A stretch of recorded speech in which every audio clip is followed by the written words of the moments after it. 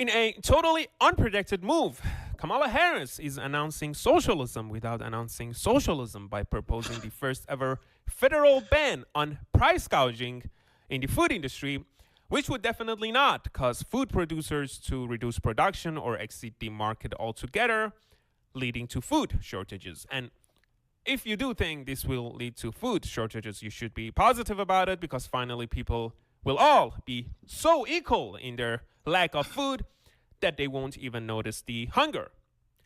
Just like Venezuela.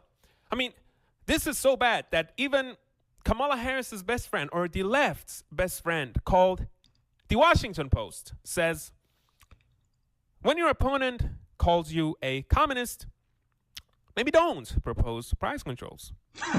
But Harris is not stopping there. Her plan also aims to provide up to $25,000 in down payment for first-time homebuyers from your tax money, having absolutely no idea that it makes a home cost about $20,000 more, and that the United States is already bankrupt. But I'm glad that she's straightforward with her plans, because it makes the whole puzzle finally come together. It has to be about a goal of saying everybody should end up in the same place. And since we didn't start in the same place, some folks might need more. Of the money that you worked for. Equitable distribution. Equality suggests often everybody should get the same thing. Well, that often assumes everybody started out in the same place, as opposed to equity, which is everyone should end up in the same place. And if you then understand not everybody started out in the same place, you understand some people need more. Of the money that you worked for? So we all end up in the same place. We are proud of the fact that equity is one of our guiding principles.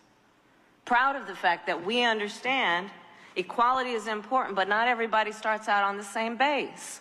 So we will give them some of your money. To put equity firmly at the center of our economic policy. Good luck, America. Come on. Damon Imani. He usually puts on some good humor clips. Look him up on Twitter. Some really great humor clips where he splices himself into The View and all the different talk shows, and he smacks them down with what he would say if he were actually on the show, but he makes it look like he's on the show. So you'd like his clips. They're very good. We post them all the time, all over Whatfinger.